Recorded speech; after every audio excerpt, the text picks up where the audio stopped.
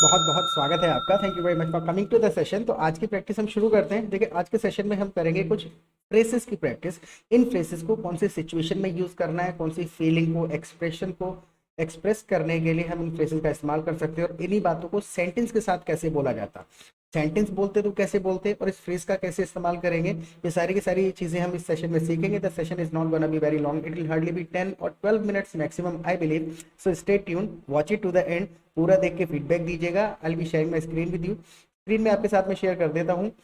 इन phrases को समझने के बाद, इनका यूसेज समझने के बाद, प्लीज इनको यूज करके कोई ना कोई सेंटेंस जरूर बनाइएगा सिचुएशन से रिलेटेड, और कमेंट सेक्शन में लिखिएगा। आपके सेंटेंसेस अगर ठीक होंगे then I will give you a like, और गलत होंगे तो हम उनको ठीक कर देंगे और एक्सप्लेन कर देंगे कमेंट सेक्शन में, राइट। तो रैप इट अप पहला फ्रेज है हमारे पास में। रैप इट अप यानी कि या किस जो भी काम में आप लगे हुए हैं, इस काम को खत्म करो।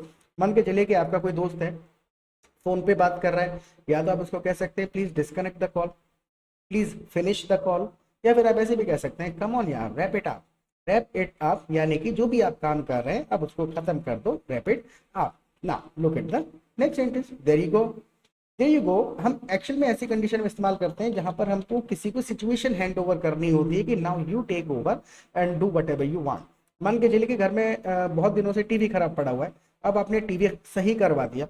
अब आप अपनी फैमिली में बच्चों से, घर वालों से कह सकते हैं देयर यू गो, कि अब आप इंजॉय करिए, जो मर्जी करिए, there you go, situation is in your control now. अगर मान के चलिए कि आपने खाना बनाया, अब खाना बना के आप किसी को सर्व कर रहे हैं, तो सर्व करने के बाद उसको एक रिस्पॉन्सिबिलिटी काम दे रहे हैं कि भैया अब आपकी मर्जी, खाओ, एंजॉय करो, मत करो, तो देयर यू गो। तो जब हम किसी काम पे एम्फेसाइज करेंगे कि अब सिचुएशन आपके हाथ में, अब आप परफॉर्म करिए, तो देयर यू गो थोड़ा सा एक्साइटेडली कह दिया जाता है कि देयर यू गो, कि अब आपका काम यहाँ से शुरू होता है, जो करना चाहो there you go.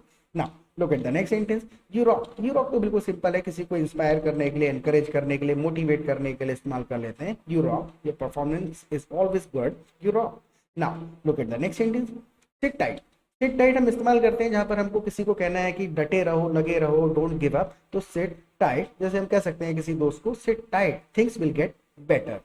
Seat tight, things will get better यानी कि हालात सब ठीक हो जाएंगे। Seat tight, don't get demotivated, demotivate मत हो। Now look at the next sentence, lucky you.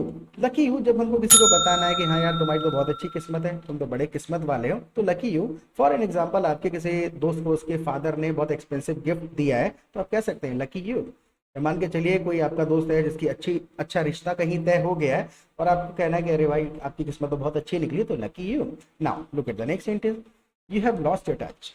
You have lost your touch हम ऐसी कंडीशन में इस्तेमाल करते हैं जहां पर हमको किसी को कहना है कि अब तुम पहले जैसे नहीं रहे, यानी कि पहले जैसा अब आपका एक्सपीरियंस नहीं है, तो you have lost your touch. और साथ में आप किसी जगह के लिए भी इस्तेमाल कर सकते हैं। मान के चलिए एक रेस्टोरेंट है जहाँ पर पहले अच्छा खाना मिलता था, लेकिन अब वहां पर उतना डिलीशियस खाना नहीं मिल रहा है, तो आप कह सकते हैं that restaurant has lost its touch. That restaurant has lost its touch यानी कि अब वहां पर वो बात नहीं रही। जब किसी चीज में, किसी बंदे में वो बात नहीं रही, तो it has lost its touch. Now look at the next sentence, don't miss the boat. ये तो अपने आप में बना बनाया सेंटेंस है, डोंट मिस द बोट यानी कि don't miss the chance. Don't miss the chance अगर आप कह देते हैं तो एक सेंटेंस हो गया, तब भी मीनिंग वही है। डोंट मिस द बोट, वहां पर चांस की जगह पे बोट को इस्तेमाल कर लेते हैं, यानी कि grab the opportunity. Don't miss the boat यानी जो मौका मिल रहा है इसको पकड़ लो, फायदा उठा लो, grab the opportunity, don't miss the boat. Now look at the next sentence, stop beating around the bush. Stop beating around the bush यानी कि बातें गोल मोल मत घुमाओ, come to the point. Stop beating around the bush, I don't have all day to listen to you. I don't have all day to listen to you, stop beating around the bush यानी बातें गोल गोल मत घुमाओ, come to the point, right. Stop beating around the bush. Look at the next sentence, take it easy. Take it easy मतलब कि stress मत लो, seriously मत लो, थोड़ा आराम कर लो। कई जगह पे इस्तेमाल होते हैं। देखिए, एक सेंटेंस का एक मीनिंग नहीं है, कम से कम 100 जगह पे आप इस्तेमाल कर सकते हैं। टेक इट इजी, मान के चलिए कोई बच्चा है घर में, बहुत ही ज्यादा पढ़ रहा है, स्ट्रेस लेता चला जा रहा है, तो आप कह सकते हैं now wrap it up, take it easy, right. Wrap it up, take it easy यानी कि फिलहाल इसको बंद करो and take it easy. Now look at the next sentence, don't pass the buck. Don't pass the buck यानी कि किसी और पे मत डालो, अपनी रिस्पॉन्सिबिलिटी खुद उठाओ। जैसे आप मैनेजर है किसी कंपनी में, आप किसी एम्प्लॉय को कोई काम हैंड ओवर कर रहे हैं, तो आप कह सकते हैं take your responsibility, don't pass the buck यानी कि किसी और पे मत डाल देना। Look at the next sentence, it is not worth it, it is worth it, दोनों इस्तेमाल कर सकते हैं। नॉट मतलब है नहीं लायक, वर्थ का मतलब है लायक, राइट। आप इस सेशन के बारे में कह सकते हैं इट इज वर्थ वॉचिंग और it is not worth watching. Worth watching और नॉट वर्थ वॉचिंग। तो कमेंट सेक्शन में लिखिएगा पूरा सेशन देखने के बाद कि how did you like it, is it worth watching और नॉट वर्थ वॉचिंग, देखने लायक है या नहीं है। तो आपको एक एक सेंटेंस लिखना है इंग्लिश में, मुझे सेशन बहुत पसंद आया और ये सेशन देखने लायक है। इस चीज को आपको इंग्लिश में लिखना है, मुझे ये सेशन बहुत पसंद आया और ये सेशन देखने लायक है और सबको देखना चाहिए।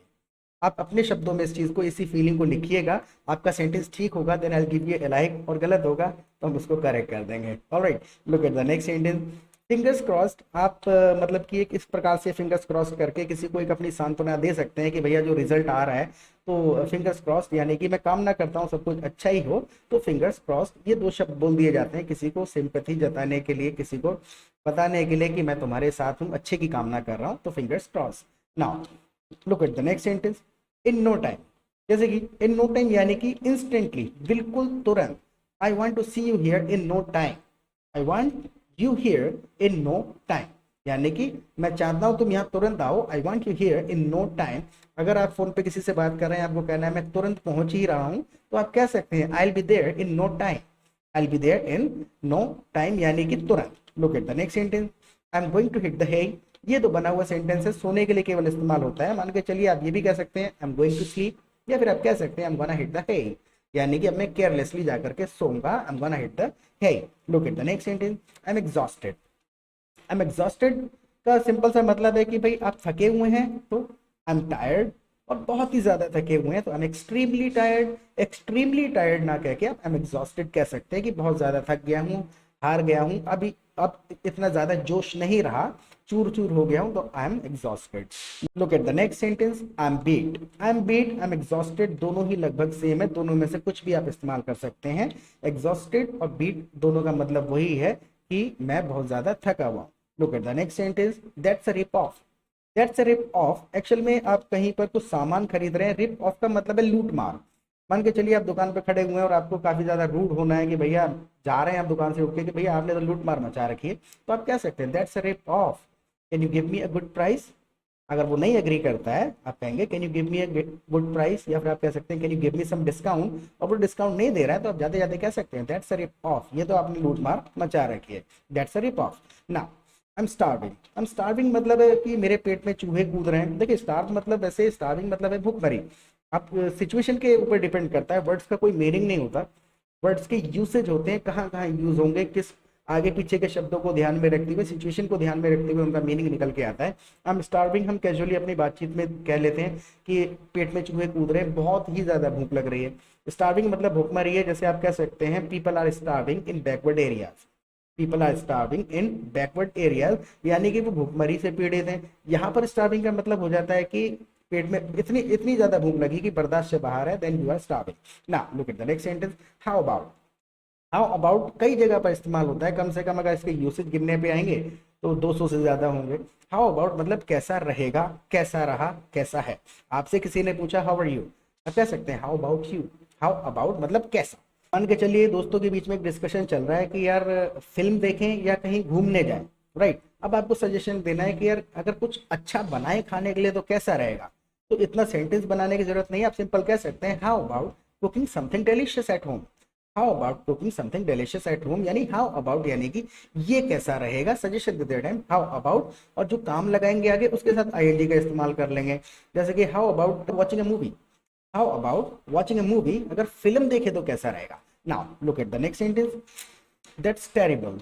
दैट्स टेरिबल जब हम अपना किसी को दुख जताते हैं कि भैया ये हाँ वाकई दुख की बात है, दैट्स टेरिबल। मान के चलिए कोई महिलाओं के बीच में कॉन्वर्सेशन चल रहा है, कोई महिला आपसे कहती है कि मेरी सास तो मुझे पूरे दिन काम में लगाए रहती है। अब आपको दर्द बताना है कि हाँ यार बाकी बहुत परेशानी होती होगी, या दैट्स टेरिबल, राइट। कोई आपका बॉस है, आपको एक्सप्रेस करना है, बताना है कि यार मुझे 15-15 घंटे काम करना पड़ता है इस जॉब में, तो आप दुख जताएंगे उसको, तो आप sorry to hear that, I can understand, या फिर ये कह सकते हैं दैट्स टेरिबल, यानी कि हाँ यार बाकी बड़ा दर्द भरा या दर्दनाक दुख है ये। Now look at the next sentence. I have had enough. I have had enough हम ऐसी कंडीशन में इस्तेमाल करते हैं जहां पर हमको फ्रस्ट्रेशन जतानी है अपनी, कि अब मैं बर्दाश्त नहीं करूंगा, मैं बहुत बर्दाश्त कर चुका हूं। सो आई हैव हैड एनफ। मान के चलिए किसी कंपनी में आप काम कर रहे हैं तो आप कह सकते हैं I have had enough of this company, I have had enough of that boss. तो बॉस आपको बहुत परेशान कर रहा है, I have had enough of his behaviour, यानी उसका बिहेवियर मैंने बहुत बर्दाश्त कर लिया। I have had enough of his behaviour. आप अपने बच्चों को अपने घर में आप कह सकते हैं I have had enough of your behaviour, यानी कि बहुत आपका बर्दाश्त कर लिया ये बिहेवियर मैंने। Now look at the next sentence, I think you are done with me. मन के चलिए किसी को हमको कहना है शायद तुम्हारा मुझसे मतलब निकल गया, तो I think you are done with me. आप किसी दूसरे दोस्त के बारे में तीसरे दोस्त से कह सकते हैं कि शायद उसका आपसे मतलब निकल गया आप, so I think he is done with you, I think she is done with you, right. तो done with you, done with me, यानी कि शायद आपका मुझसे अब मतलब निकल गया है। Now look at the next sentence, it was nice talking to you, it was nice talking with you. दोनों इस्तेमाल कर सकते हैं आप इसमें, टू या with. It was nice talking to you, it was nice talking with you, दोनों इस्तेमाल हो जाते हैं। Look at the next sentence, I owe you one. I owe you one मतलब कि अगर आपके साथ किसी ने फेवर किया है, किसी ने आपके ऊपर एहसान कर दिया और आपको इंडिकेट करना है कि हाँ भाई आपने मेरे साथ एक फेवर किया है, मैं याद रखूंगा, एक मेरे को उधारी टाइप रही। तो एक तो ग्रेटिट्यूड हम ऐसे एक्सप्रेस करते हैं, thank you very much, thank you बोल दिया तो बात खत्म हो गई, भाई आपने मेरे साथ अच्छा कर दिया। आई ओ यू वन एक एक्सप्रेशन है कि जो आपने मेरे लिए किया है मैं इसका बदला भी आपको दूंगा। I owe you one, anyway thank you very much, I owe you one, यानी कि मैं इसका बदला आपको दूंगा जो फेवर आपने मेरे लिए किया है। तो इस सेशन के बारे में प्लीज फीडबैक जरूर दीजिएगा कि ये सेशन से आपको थोड़ी बहुत हेल्प मिली या नहीं मिली। फिर मिलेंगे एक नए सेशन के साथ, टिल देन बाय।